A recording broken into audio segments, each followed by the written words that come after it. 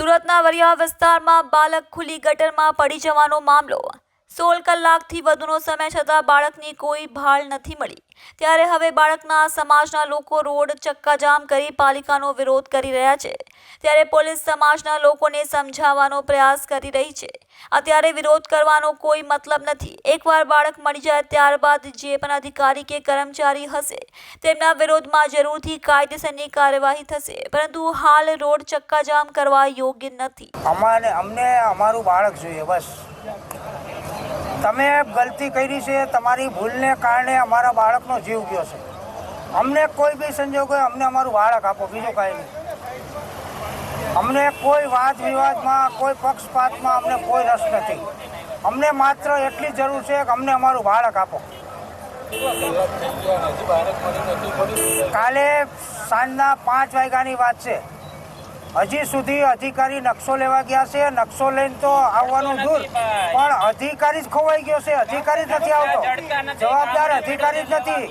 અરે રાત્રે અમને નકશો લેવાનું કહી અને ત્યાં તાપણું કરીને બેઠો। અરે આ શરમજનક બાબત કહેવાય। અમારે કોને કહેવું?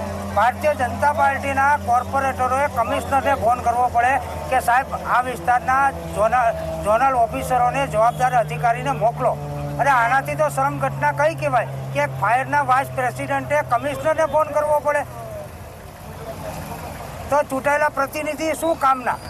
અરે અમને તો નરેન્દ્રભાઈ પર એટલો ગૌરવ થયો કે એક રીંગ ઉપર એ માણસ 10 મિનિટની અંદર સ્થળ ઉપર આવ્યો, ને એ માણસ આવ્યા પછી ફાયર બ્રિગેડ આવે છે, પછી ઝોનલ અધિકારીઓ ખાલી 100 સીન સપાટા કરીને વયા જાય, પછી ઉભો કરે છે, આની ઉપર નાખે, ઓની ઉપર નાખે છે। આ શું છે ભાઈ? અરે કોઈ રાજનેતાનો છોકરો જો મર્યો હોત ને તો આ ધરતી છે ને 24 કલાકની અંદર ખોદી નાખી હોત। મર્યો હોય છે આગળ ધારાસભ્યનો, સાંસદનો કે સીઆરનો, કોઈ ભાણિયો કે ભત્રીજો કે છોકરો મર્યો હોય છે, ખબર પડે। અત્યારે અમારો બાળક એક સામાન્ય નાગરિકનો બાળક ગયો છે ને, મારા સમાજનો દીકરો ગયો છે ને, એટલે બાકી આગળ નેતાનો છોકરો ગયો હોત ને તો આ ગટર ગોતવી ન પડત, રાતોરાત ખોદાઈ ગઈ હોત।